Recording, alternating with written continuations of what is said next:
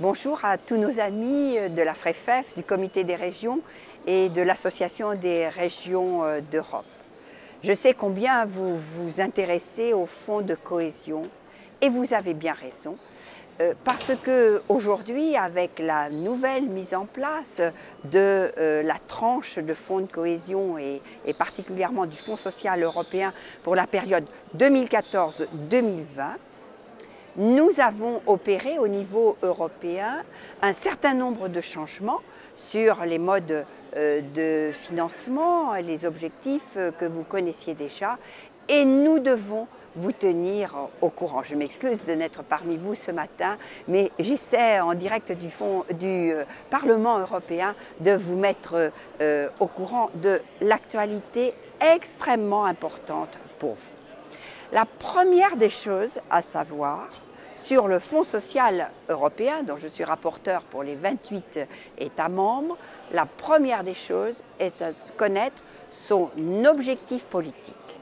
Objectif politique du Fonds social européen, intégration professionnelle. Intégration professionnelle.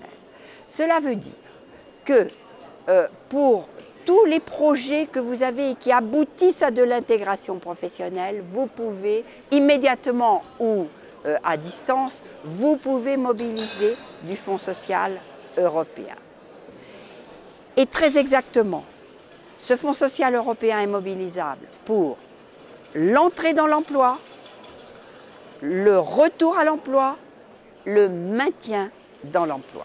C'est extrêmement important parce que traditionnellement, le Fonds social européen était utilisable pour le retour à l'emploi, mais aujourd'hui, devant deux problèmes majeurs de notre société européenne, d'une part, les difficultés d'entrée dans le monde du travail pour les jeunes, d'autre part, les difficultés de formation et de retour à l'emploi qui nous obligent à faire plus pour le maintien dans l'emploi parce qu'il est plus facile de faire des programmes de maintien dans l'emploi que de faire des programmes de retour à l'emploi. Quels sont les publics cibles ? Premier public cible, les jeunes. Vous en entendez parler partout, mais avec la garantie jeunesse, la mobilisation sur l'entrée dans l'emploi des jeunes est tout à fait fondamentale. Deux publics particulièrement sensibles pour les jeunes. Le premier public, ce sont les jeunes sortis sans qualification des systèmes de formation.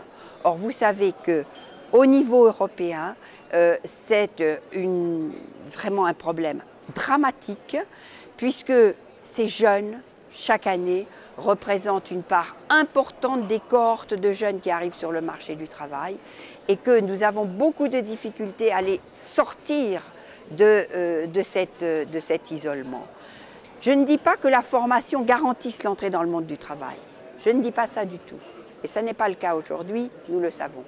Mais ce qui est sûr, c'est que l'absence de qualification vous fait plonger de façon très dense dans le chômage et dans l'exclusion sociale. Donc, les programmes d'anticipation des sorties sans qualification, les programmes de réinsertion vers l'emploi et vers la qualification des sorties sans qualification sont tout à fait prioritaires et finançables par le Fonds social européen. Attention, je connais certains ministres de l'Éducation qui disent c'est très simple, les sorties sans qualification, il faut les mettre en formation. Moi, je peux vous dire ça ne marche pas. Et je vous engage à faire extrêmement attention à cela, parce que les sorties sans qualification, ils sont sortis en grande délicatesse avec la formation. Et ce qu'il y a de sûr, c'est que si vous les remettez en formation tout de suite, vous irez vers un autre échec. Ils en ont déjà eu un, ils en ont déjà eu deux, ils en ont eu plusieurs. N'allez pas vers un autre échec. Par contre, jouez avec d'autres programmes européens.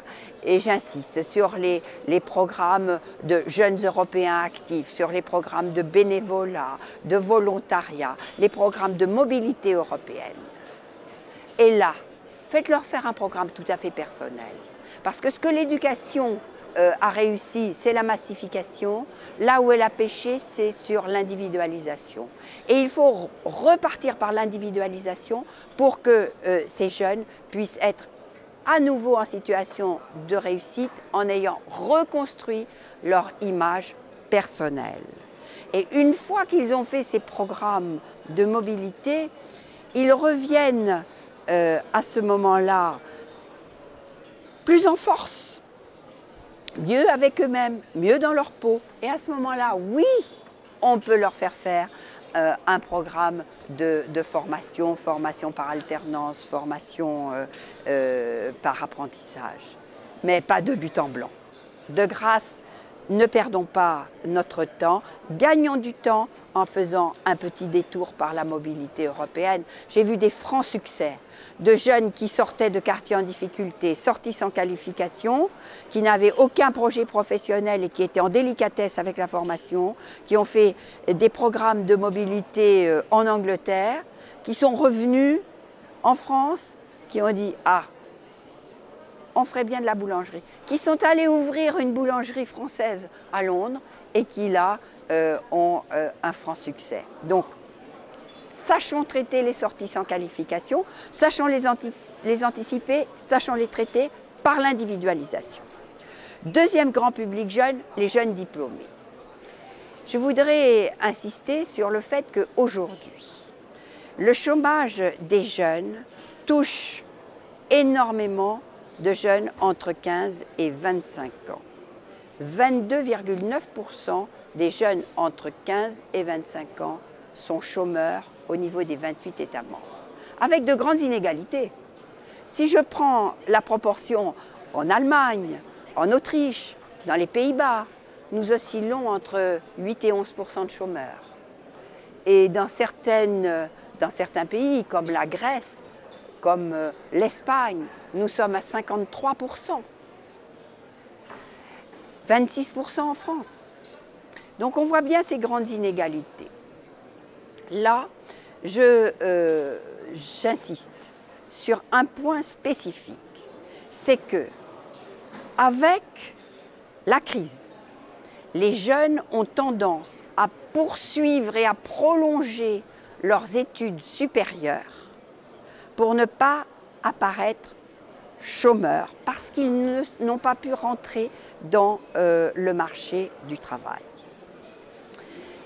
Si, au lieu de compter les jeunes chômeurs entre 15 et 25 ans, nous les comptons entre 15 et 30 ans, nous multiplions par 2 le nombre de jeunes qui sont à la recherche d'un emploi. Vous voyez donc que nous avons un problème spécifique d'entrée des jeunes dans le monde du travail, mais un problème spécifique des jeunes diplômés pour leur entrée dans le monde du travail. Et j'ajoute un troisième point, c'est que si nous regardons comment se comporte l'entrée dans le marché du travail des filles, des jeunes femmes et des hommes, alors nous avons en plus un problème supplémentaire sur l'entrée des femmes dans le monde du travail, puisqu'elles ont plus de difficultés, elles mettent 6 mois de plus à rentrer dans le monde du travail, et en plus, elles vont rentrer à un salaire inférieur. Pour cela, nous avons donc mis en place au niveau européen ce qu'on appelle la garantie jeunesse, qui est un programme de fonds à l'intérieur du Fonds social européen et qui doit permettre à tout jeune qui est au chômage depuis plus de 4 mois de rentrer soit dans l'alternance, dans l'apprentissage ou dans la formation, parce qu'il nous manque toujours ce chaînon entre la formation académique et les attentes du monde du travail.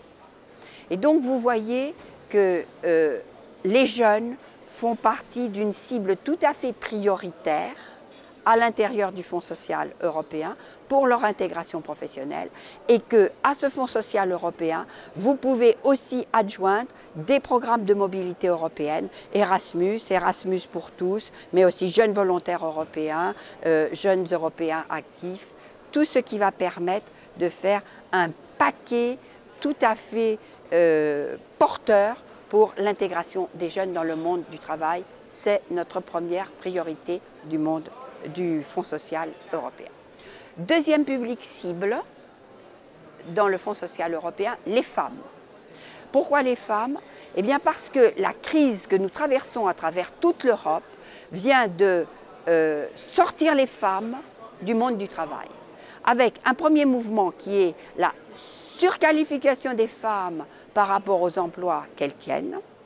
Un deuxième mouvement qui est que les femmes qui étaient sur des contrats précaires, qui étaient sur des temps partiels, qui étaient sur des mi-temps, ont été sorties statutairement du marché du travail ou se sont sorties elles-mêmes du marché du travail payé. Or, j'insiste sur le fait que embaucher à 16,7% à des salaires inférieurs aux hommes, à poste égal et à compétences égales. Elles ont en plus une carrière beaucoup plus plate que celle des hommes. Pourquoi? On les embauche à un prix inférieur, à un salaire inférieur, parce qu'on leur fait payer le risque de maternité. Mais en plus, chaque naissance d'enfant montre que la carrière des femmes devient de plus en plus plate alors que celle des hommes progresse. On a donc deux types de carrières totalement en écart, ce qui fait qu'à la fin de la vie professionnelle, les femmes touchent 34% de moins que les hommes, ce qui donne des retraites extrêmement faibles. Et donc nous avons un vrai problème politique, économique et social avec cette faiblesse de la carrière des femmes. Vrai problème politique, économique et social parce que nous avons une paupérisation des femmes. Le retour des femmes à l'emploi, le maintien des femmes à l'emploi est subventionnable par le Fonds social européen. Il nous faut faire extrêmement attention à ce problème-là à travers tous les pays européens. Troisième public cible, c'est un public traditionnel, vous y êtes bien habitués, c'est le retour à l'emploi des chômeurs, c'est le retour à l'intégration professionnelle et sociale des prisonniers. Vous avez l'habitude de ces programmes, je n'insiste pas. Quatrième public cible, c'est le travail des seniors. Vous savez que dans notre société européenne vieillissante, nous avons besoin d'allonger le temps de vie professionnelle des hommes et des femmes. Et donc, le travail des seniors est une des 4 priorités sur les publics cibles que nous touchons aujourd'hui. Voilà pour les objectifs politiques, voilà pour les publics cibles. Sur quoi nous sommes-nous battus avec les chefs d'État? Le Conseil ne voulait pas que le Fonds social européen soit sanctuarisé à l'intérieur des fonds de cohésion. Le Parlement européen mène un bras de fer considérable avec les chefs d'État et de gouvernement sur ce point, parce que nous souhaitons que le Fonds social européen représente 25% des fonds de cohésion. Nous misons sur le capital humain parce que dans cette dynamique économique européenne, dans les objectifs de l'Europe 2020, le capital humain, le développement de la main-d'œuvre est extrêmement important, à tel point que nous avons injecté le maintien dans l'emploi. J'insiste aussi sur ce point. Cela signifie que si dans vos territoires, dans vos régions, tout à travers l'Europe, vous avez des entreprises qui ont besoin, pour rester concurrentielles au niveau national ou au niveau européen ou au niveau mondial, ont besoin de développer des nouveaux produits ou des nouveaux modes de production, nous pouvons financer avec le Fonds social européen ces évolutions de main-d'œuvre, des programmes de remise à niveau de la main-d'œuvre et d'adaptation de la main-d'œuvre. C'est une grande nouveauté et vous devez pouvoir en profiter parce qu'aujourd'hui, l'intégration professionnelle, ce n'est pas fait que pour les gens qui sont en dehors de l'emploi. Autre grande nouveauté de ce Fonds social européen, 20% du Fonds social européen sera sanctuarisé pour la lutte contre la pauvreté par l'insertion professionnelle. C'est-à-dire que les publics les plus en difficulté socialement pourront effectivement être soutenus dans leur insertion professionnelle par des programmes subventionnés par le Fonds social européen. Voilà des éléments tout à fait clés de notre politique européenne. Nous avons aussi souhaité, par rapport aux volontés du Conseil des chefs d'État et de gouvernement et par rapport à la proposition de la Commission européenne, nous avons voulu complètement remanier la clause de macro-conditionnalité économique. Je m'explique. Cette clause de conditionnalité macroéconomique stipulait que finalement, pour les pays en grande difficulté économique et avec des dettes, un endettement national important, on ne pourrait pas avoir recours au Fonds social européen. Mais non, c'est le principe de la double peine. C'est complètement stupide.